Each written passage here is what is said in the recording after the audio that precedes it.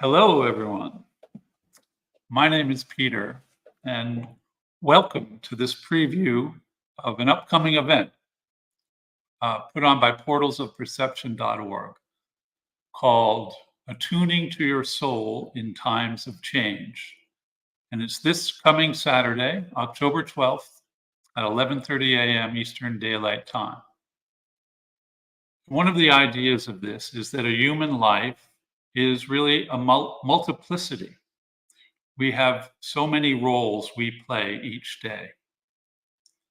But often, the real settlement and satisfaction of our life comes when all these different roles operate in unison and harmony. And it's really our soul that can orchestrate that unity for us. It's designed exactly for that purpose. So on Saturday, we're going to facilitate this process of getting to know our soul by exploring Loom work to help us see the interconnectedness of all these roles we play and how it really is one integrated whole, and how to bring those things back together, which will bring us greater settlement and stability, while it will also expand our consciousness into the unknown and into greater possibilities that we may have never thought about. And this is part of our odyssey into the unfolding work, Portals into the Soul by Aviv Shahar, which is on the portalsofperception.org website. So today I'm here with Lisa, Kyriaki, Emmy, and Patrick to open this up. So welcome. And I just want to start with a question and ask you all, why might it be important to attune to your soul in these times of change?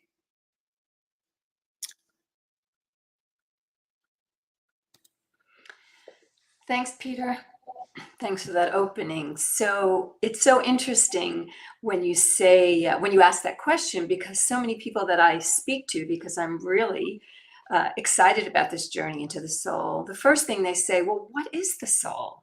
Like, how do we find our soul? So I think the first thing is to really understand that there is some other part that gathers all these inner lives together, that can make sense of what's going on, because as you said, there's so much going on in this world on so many different levels. The personal level, when we interact with others, maybe some of us go out to work, and then on the spiritual level, as well as the cultural level, there's so much going on. So for me, that the word that comes into my mind is settlement and lack of conflict. Because in the many parts of my life, there can very often be conflict. Like, I want to go to the beach, or I want to clean out my drawers, or I want to go visit my aunt who's elderly. Like, there are all these different inner lives that have needs and want things, to go right in my life.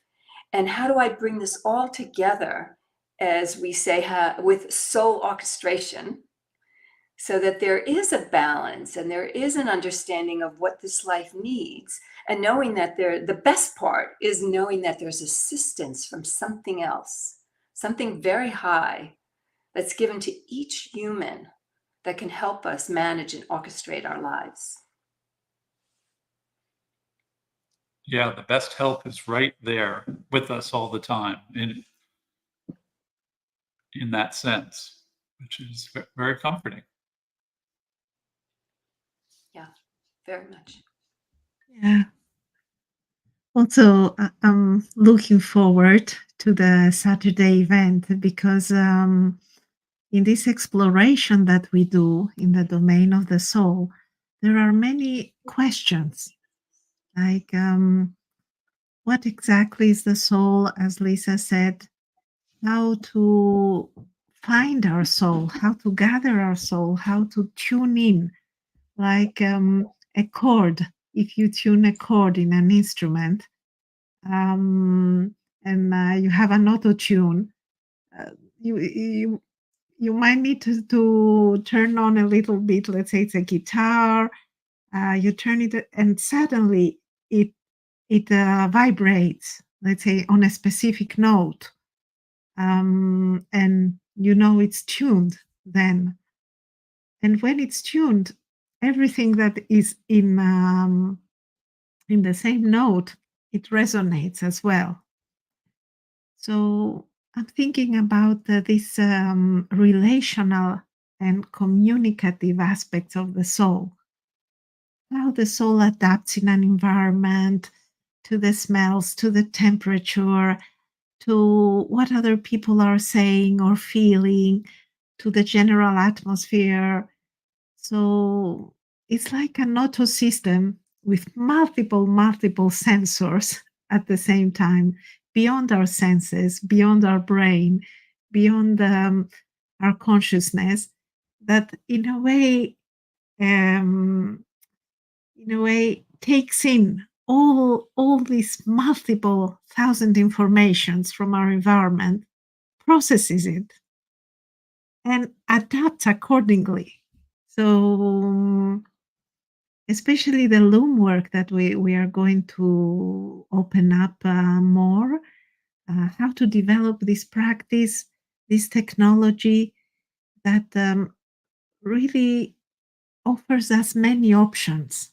So um, often we may develop one or two parts of our souls, and we lock our souls in polarities, especially these days, as Lisa was saying about conflict and yeah, various shoulds and shouldn't, should do and should not do.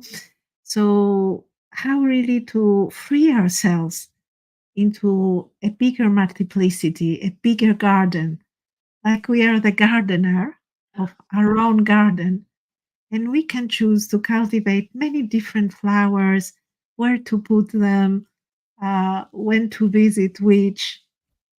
This idea of being the gardener of your own garden, where your soul is maybe your garden. So Kyriaki or anybody else, can you say a little bit more about the Loom work, what exactly that is and what it offers?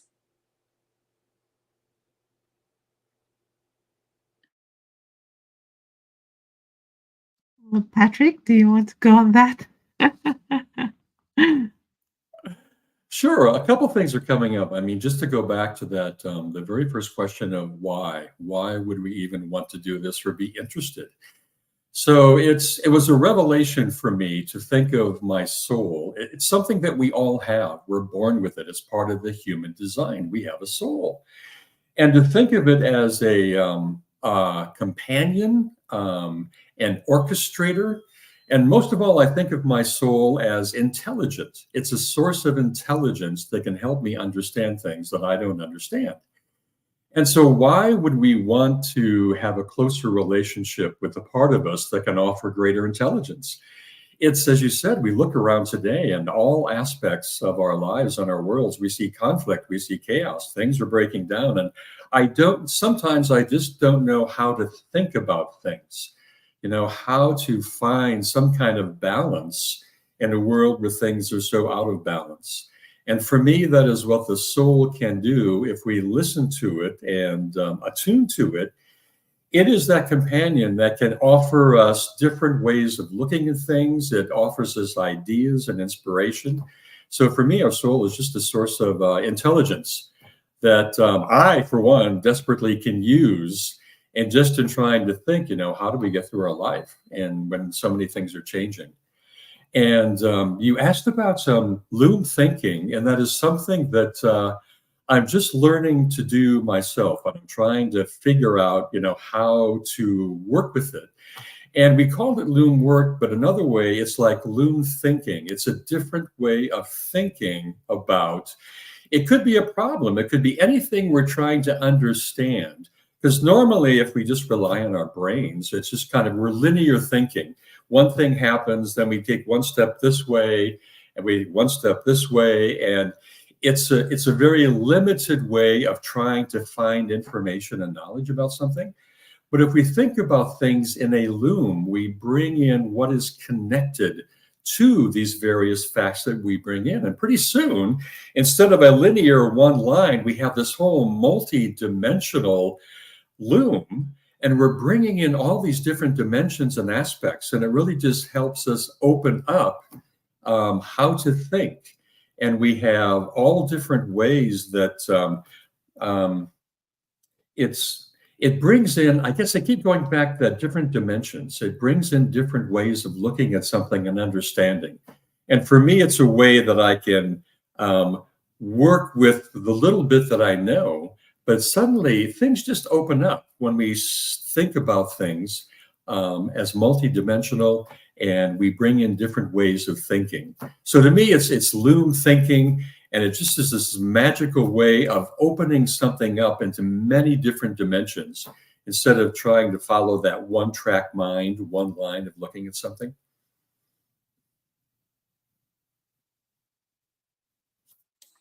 Yeah, that's great, because something Aviv Shahar talks about in this work is that, you know, it's often said that we use 10% of our brain, or the dark matter of the universe is the unknown is 95% of everything in the universe. And so when we want to kind of expand our possibilities, expand our consciousness, it's how do we tap into the unknown, to the things we haven't thought of before. Because, you know, everything that we repeat and everything that we've done before or tried before or has been tried by a million other people before, that may not apply. You know, these are changing times. These are, we need to be very adaptable and also kind of conscious about the opportunities and the pitfalls that are before us. So, you know, turning a bit to the unknown with a good guide being our soul, turning toward the unknown through this loom thinking. I like that better really than loom work. This loom thinking, to see how all these facets fit together, and then you can sort better which one is important at this moment.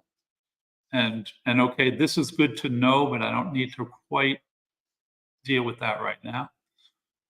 Or I'm still kind of contemplating that part. So it really helps you take a command. It's just like an orchestra conductor knows all the parts, but he's not always saying to the cymbal play. He'll call on that when he needs it. But so the loom work kind of helps us sort it out, probably in a way that the soul appreciates, rather than what the brain would appreciate, which is give me this fact, this fact, this fact. So that's a great description, Patrick.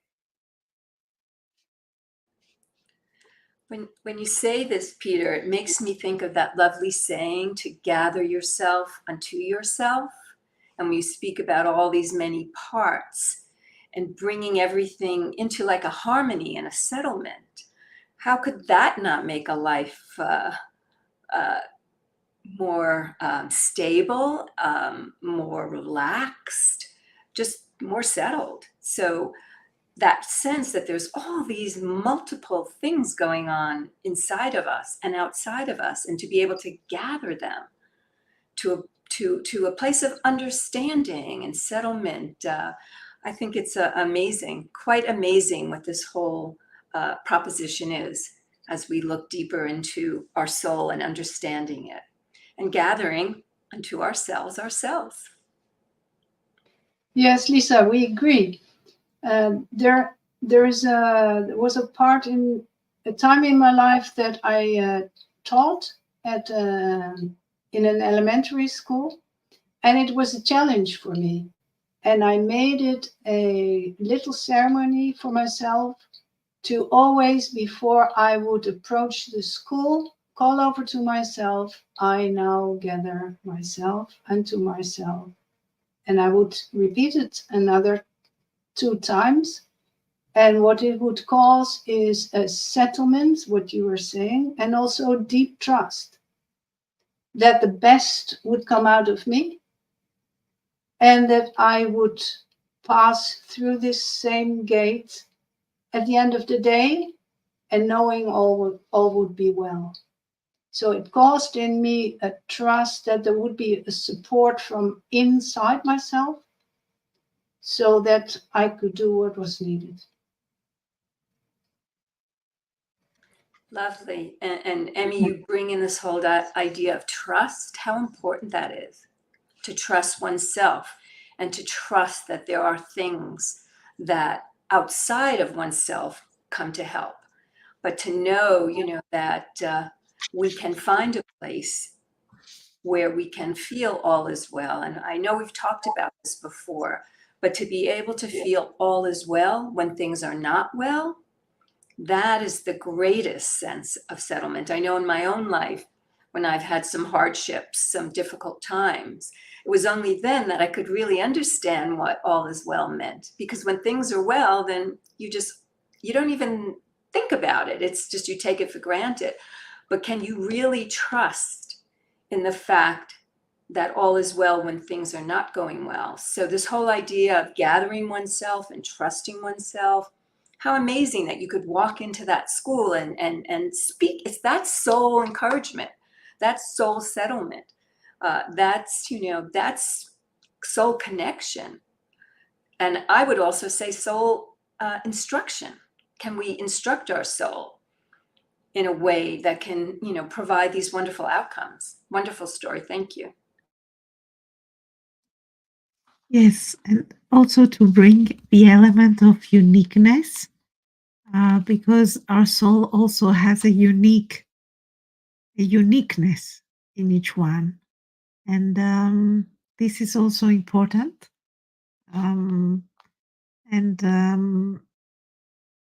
In relation to what you were both saying, Amy and Lisa, there is this phrase from chapter 3 that I really love, that speaks about Loom work, and it says that it is a form of courting. Instead of thinking I should solve the problem, it says, let's cultivate an ecology of inquiry and contemplation so we become conductive for remedies and solutions to find us. So instead of, as Patrick was saying, going through a linear line of attacking the problem, going and trying to find solutions, more really to create an inner ecology, an inner symphonic orchestra of options, of perceptions, of translations, of feelings that will be the right garden where the solutions can rise from, instead of us trying to invent solutions, but how really to attract the solutions, how to make the ecology. And I think that is part of the Loom work that we will be exploring. And I'm really also thinking that trust definitely is an element. And it's interesting, as you said, Lisa, often in very, very great hardship, great help and assistance comes to join from within, and maybe from higher realms. Absolutely. So I'm really looking forward to Saturday. Just to remind you, this Saturday, October 12th, 11:30 ET. This will be an interactive 3-hour event. You can go to our website, portalsofperception.org, to read and hear some of the recordings about portals into the soul. And I can't wait to see you all there. And Aviv, we look forward to Aviv joining us this Saturday. Yes, thank you for this preview look. It's very exciting, and hope to see you all on Saturday. Thank you. Thank all of you. Thank you all. And thanks to all your souls for joining us. Indeed. Bye. Bye-bye. Bye-bye.